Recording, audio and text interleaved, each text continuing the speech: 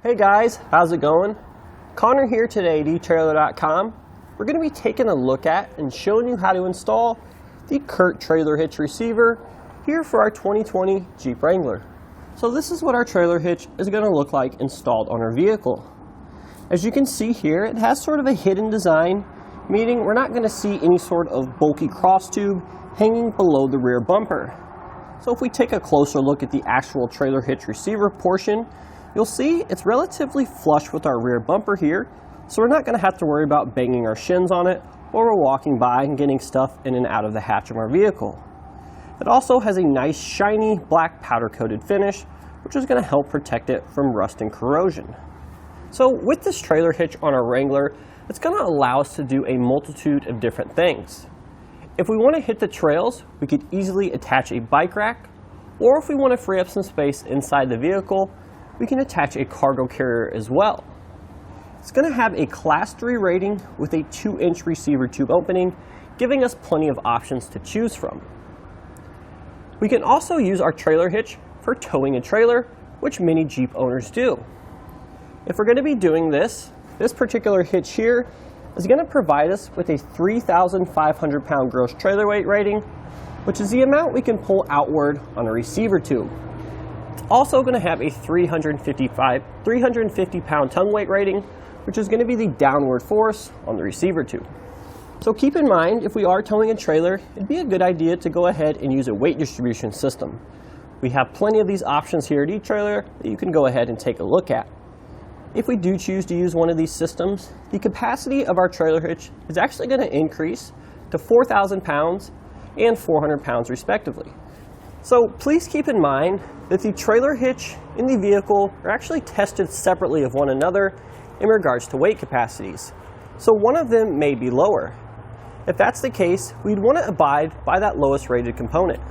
So if we take a look at the side of our receiver tube, we'll see we have an industry standard 5/8 inch diameter hitch pin hole, which is going to accept a 5-inch diameter hitch pin and clip, which is available separately here through at Etrailer. We're going to be able to use this to secure a ball mount or a bike rack / cargo carrier. Also, welded to the bottom of a receiver tube opening, we're going to have the larger style safety chain openings, which are going to accept the larger style Clevis hooks, as well as the smaller style S hooks. So now we have a couple measurements here for you that are going to help you when you're selecting your hitch mounted accessories, such as a ball mount, bike rack, or cargo carrier.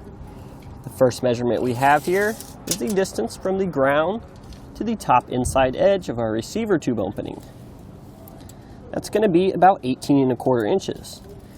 This measurement will be particularly useful when we're selecting our ball mount, so we can make sure we get the correct rise and drop to tow our trailer level. So our other measurement we have here is the distance from the center of the hitch pin hole to the outside edge of our spare tire. Keep in mind, this is going to be a factory spare tire, so if you have an aftermarket spare tire, which many Jeeps do, this measurement may vary. But it's going to give us right around 8 inches for this application. That'll be useful when we're selecting our ball mount or when we're selecting our bike rack or cargo carrier. That way we can ensure there's no interference in either the stowed or in-use position. So in regards to installations, this is definitely going to be one of the easier ones you guys can do at home by yourself. In fact, it's probably one of the easiest trailer hitches I've installed myself personally. So I definitely encourage you guys to try this one yourself. You don't need any special tools, and you don't really need any mechanical knowledge. So let's go ahead and jump right into that installation and show you how it's done. So the first step of our installation here, our instructions actually call for lowering our muffler here. But after installing several of these, I've actually determined that that's not going to be necessary. If you want to do so to give yourself a little bit more room to work, that's perfectly fine. There's going to be 2 metal hangers, one on either side, that are attached inside the rubber isolator. We'd simply want to pry the metal hanger from the rubber isolator to lower our muffler. So since we're not going to be lowering our exhaust here, we can go ahead and set our trailer hitch up into position. Before we do this, we're going to take a look at the crossbeam which our trailer hitch is going to attach to. It's going to be located directly behind our bumper. Then if we turn our attention to the front of this crossbeam, you're going to see 4 pre-drilled holes here, which is what our trailer hitch is going to use to attach to it. So let's go ahead and set it up into position now. Before we set our hitch into position, we're just going to go ahead and take 2 of our 1/2-inch bolts here, along with 2 of our flat washers, and just slide these over the bolts like so. And then we can go ahead and set our hitch up into position. We're actually going to be installing the bolt heads from the rear of the hitch. We'll show you that now.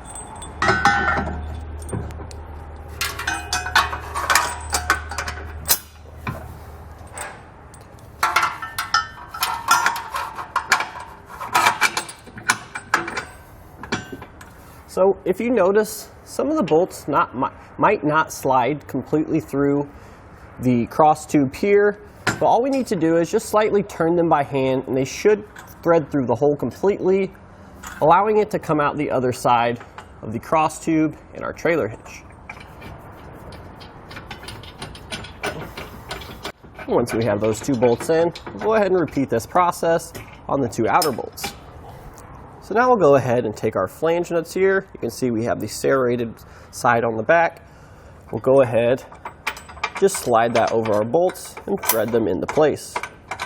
We'll do this for each of our 4 bolts here.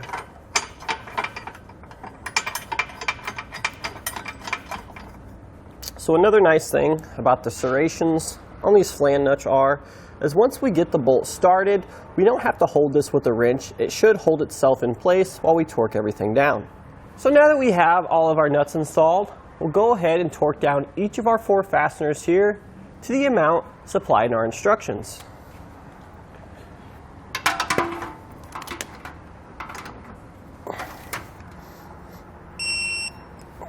And that's going to do it today for our installation and look at the CURT Trailer Hitch here for our 2020 Jeep Wrangler.